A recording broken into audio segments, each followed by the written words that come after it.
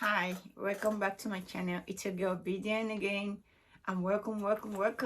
So today we're just going to discuss about density. What is density? From wig making, density is made to understand to be the fullness of a wig, and most times we have from 130 density to 250 density. The fullness of the wig is measured by the bundles of bundles used for a particular wig. Sometimes it depends on how long the wig is going to be, the hair is, or how short the hair is. The most popular density is 180 density, right? So like if you buy from AliExpress, Amazon, or whatever, most hair you buy there is from 150 to 180 density. But if you talk to like a custom wig maker, most of them do 220 to 250 density. You know, that's the uniqueness. Like for my brand, I do 220 to 250 density depending on the client's priority. Some people just don't want it too full, some people want it full, but it's the standard. I don't do 180. So how do you know which hair is 150, 130, 150 density? 130 density is made up of one bundle. When I mean one bundle, I mean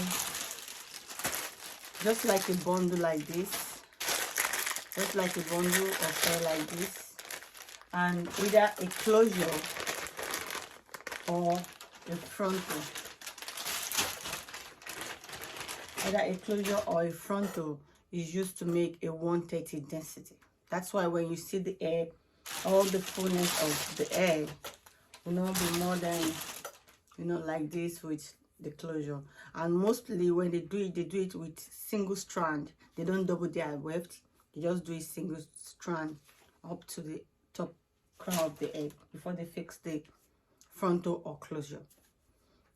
For 150 density is 1.5 bundle and either a closure or a bundle or a frontal. 180 density is 2 bundles with a closure or a frontal. 220 density is always 2.5 bundles of hair with either closure or a frontal. 250 density is 3 bundles up to 5 bundles, because like if you're doing like 30 inches, you don't do 3 bundles. If you're doing like 30 inches, you do something like use like 4. It depends on what the client wants. Use like 4 bundles.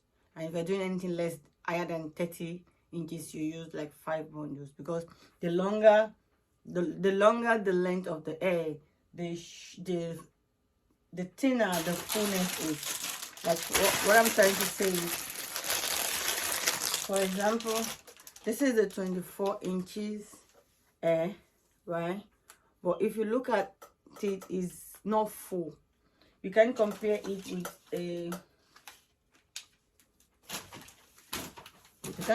with this 14 inches hair. You get it? If you look at this, it's fuller than that one. So that's what I mean. So for you, if you want to do anything after 20 inches, you want to use 3 bundles of hair to make it.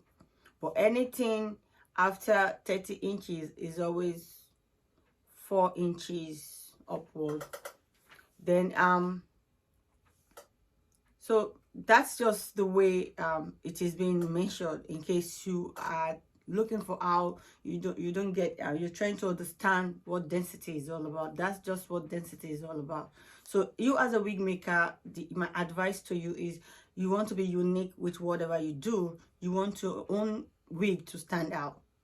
You want to have, if you want to be doing 220 density, but most people do 220 density to 250 density.